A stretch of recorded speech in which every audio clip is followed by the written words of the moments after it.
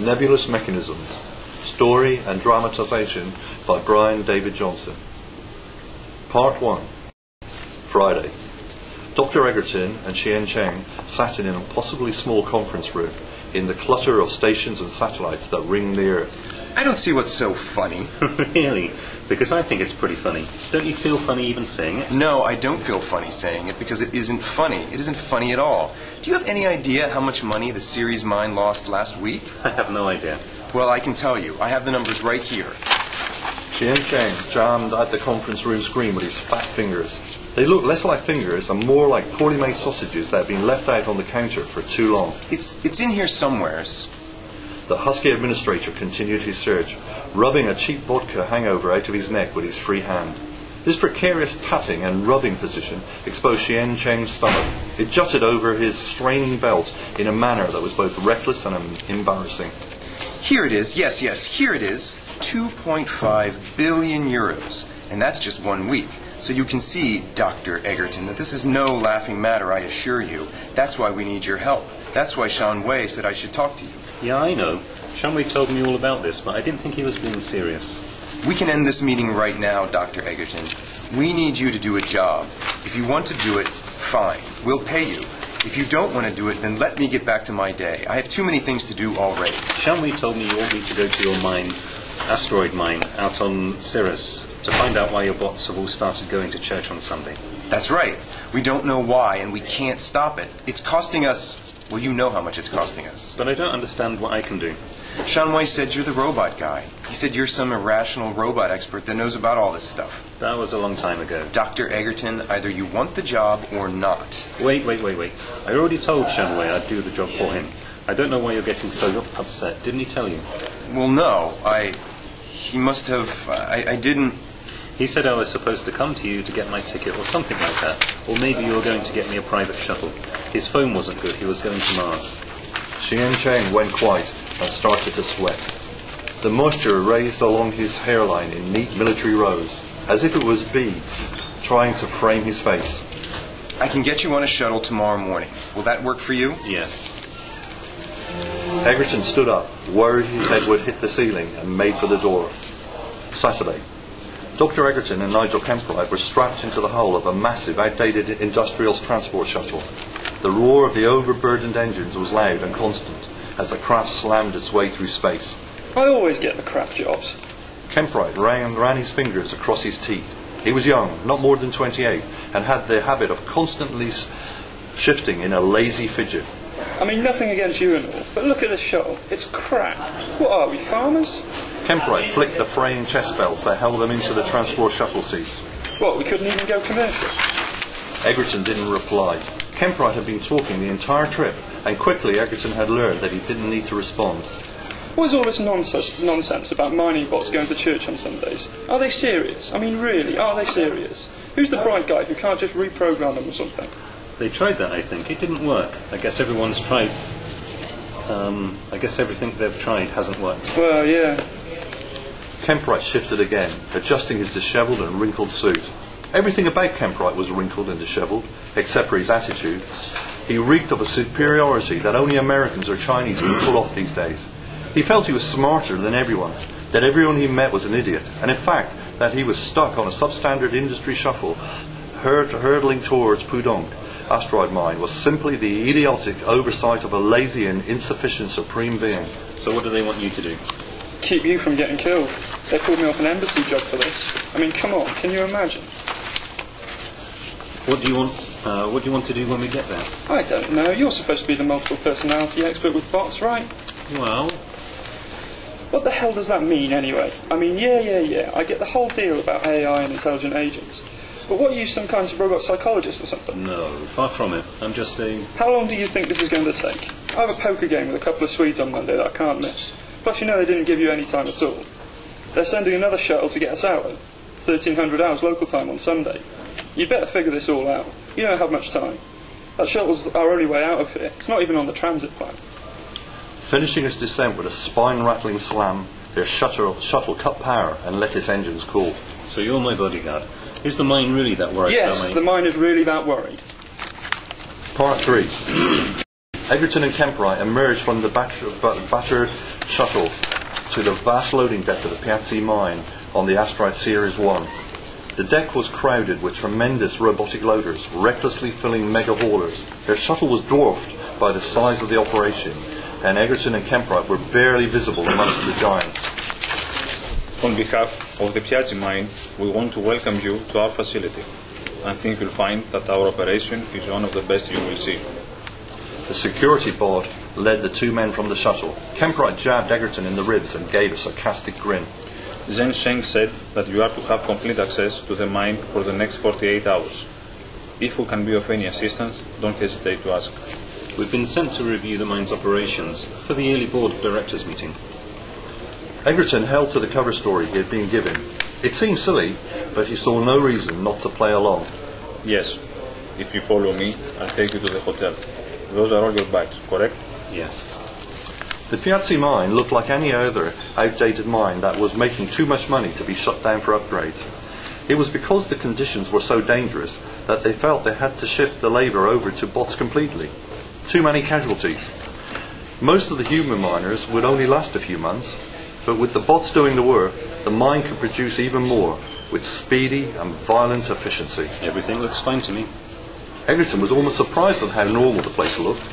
He didn't know what he was expecting, but he certainly was expecting something. Yep, it's just a mine. Loaders, haulers. Looks like the main shaft is over there. The place kind of smells a little bit, but I guess you bots don't really care about that, huh? The security bot didn't reply. Everything looked normal. Egerton imagined the AI subsystems orchestrating every action of the various bots and machines, reacting to the mine's changing conditions, updating, correcting, always taking in information and reacting. When Egerton thought of the dirty little mine in that way, it was quite delicate and beautiful, hardware and software dancing elegantly together. The security bot stopped in front of a small shabby trailer. This is our only hotel at the mine. It doesn't get much use, as you can imagine.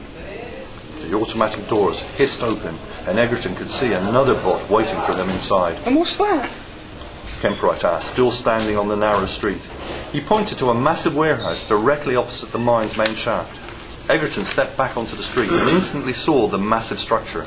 It had stood out, not because of its size, but because it was spotless in a swarm of grime. Oh, that is the church. Part 4. Your little buddy Cam, what's his name? He's going to get himself in serious double boogie dookie. The woman slurred her words. She was obviously drunk, and she had obviously been waiting outside of Egerton's hotel room for some time. What? Before you get all weird and worry and stuff, don't. I'm Sue Canyon. I'm the ops manager here.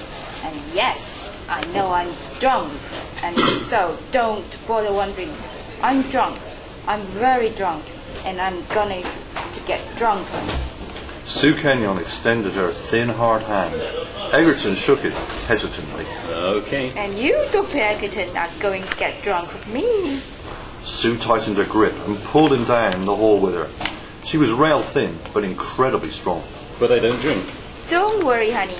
I can do enough drinking for both of us. Sue led Egerton 2 rooms down to an open door. It was a dual-use operation centre and living quarters.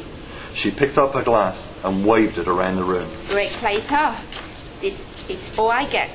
Damn boss got everything else. Are you the only person out here? I didn't see anyone else today when we were looking around. Yeah, just me. Sue tossed the rest of her drink down her throat and searched for the bottle. But you are gonna help me with that, right? You have got to get me out of here. You have got to do something. I don't think there's anything I can do. No, you don't get it, man. They killed Suri. They killed him. Those security bots. Those are the ones you have to look out for. Egerton sat down on the arm of Sue's ragged sofa. She found the Jack Daniels and filled the glass to the rim. That's the first I've heard of that. Why would they kill him? Of course they didn't hear anything, you idiot. What do you think the mine is going to tell people that their bots are killing the ops manager? Plus, it was their fault. The mine's fault. I think they told Suri to do something about the bots. What did they tell them to do? I don't know. Suri wouldn't tell me. But he started doing dumb stuff like poking around. You know, stuff out of the ordinary. The bots hate that. They know something's up. That's why your little friend Cam, whatever, should watch himself. Nigel went to bed hours ago. That's what Sue finished her whiskey. She reached for the bottle again, but lost her balance and stumbled drunkenly to the floor. Egerton moved to help her, but she stopped him. I don't need the damn help. This is right where I want to be. The getting bottle, I mean. But you can see now that you have got to get me out of here, right? You get that now, right? I mean, I don't do anything anymore. I'm just trapped here trying to keep things running normal. But they aren't normal. Well, I can't do anything. Or they will... You have got to help me. I still don't know what you think I can do. Sue grabbed for the bottle, but couldn't reach it. Egerton stood up, ready to leave. He didn't want to watch this woman drink anymore. But you are the crazy robot guy, right? I mean, not that you are crazy, but you understand the robots when they are crazy, or have multi personality or something. Wow, that was hard to get out. Everyone keeps saying that. But you people know I'm not a roboticist, right? I'm just a professor.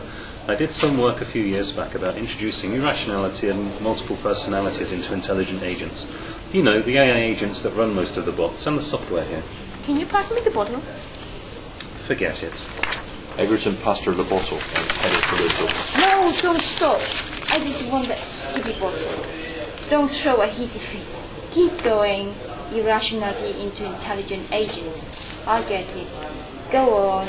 It doesn't matter.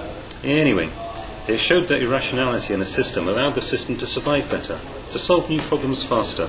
Stuff like that. Sounds to me like the crazy robot guy, like they say. Sue Kenyon poured another glass to the rim and began sipping loudly. The smell of the whiskey and the smell of this woman turned Egerton's stomach. Please don't drink that. Don't you think you've had enough already? I know you must be under a lot of stress. Oh, that's sweet. You think I'm getting drunk because I'm stressed? That's sweet. You are sweet.